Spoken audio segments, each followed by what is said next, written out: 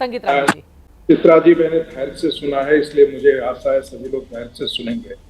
देखिए, कांग्रेस पार्टी या विपक्ष नरेंद्र मोदी सरकार की इस सफलता, सेना की इस सफलता को पचा नहीं पा रही है। उनको लगता है कि इससे राजनीतिक लाभ मिलेगा, इसीलिए इस प्रकार का ये छिद्रान्वेषण करने की प्रक्रिया इन्होंने शुरू की है। दूसरी बात, आप कहते हैं कि नरेंद्र मोदी कायर है। नरेंद्र मोदी तो घुस करके मार दिए। मुंबई अटैक के बाद कौन कायर था? सेना तो उस समय भी बहादुर थी। इसका मतलब कायर या तो मनमोहन सिंह होंगे या मनमोहन सिंह को हाँकने वाले सोनिया गांधी जी और राहुल गांधी जी थे, क्योंकि सरकार तो यही चलाते थे। मनमोहन सिंह तो रबर स्टैंप थे इन दो लोगों के। तो कायर कौन था? मनमोहन सिंह की सरकार कायर थी, तो ये अलग सवाल है। तीसरी बात, मनमोहन सिंह की बात को जिक्र कर दिया है ओबामा ने कि क्यों नहीं उन्होंने अटैक किया था। चौथी बात, सरमल शेख में जाकर के 7 महीने बाद इसी मनमोहन सिंह की सरकार ने पूरे भारत की विदेश नीति पर पानी फेर दिया।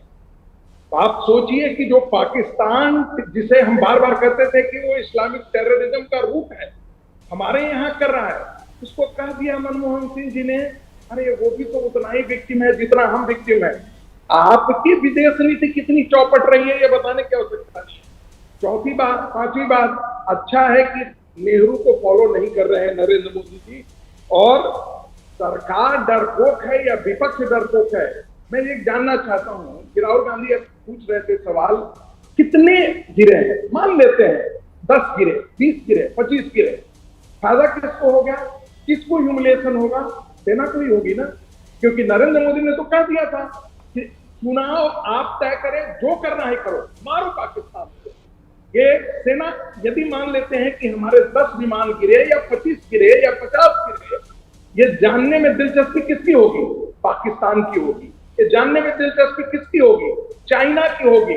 तो मैं जो ये शुरू से आरोप लगाया जा रहा था कि जॉर्ज सोरेस के फंडिंग के सहारे एक संस्था चलती है जिसमें श्रीमती सोनिया गांधी जी उपाध्यक्ष हैं।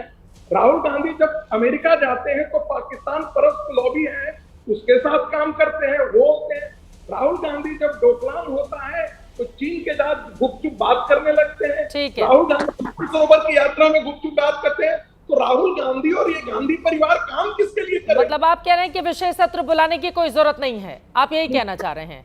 बिल्कुल नहीं है। और उससे ज्यादा बड़ा ये सवाल उठता है कि राहुल गांधी और ये कांग्रेस पार्टी, आज की कांग्रेस पार्टी किसके लिए काम कर रही है?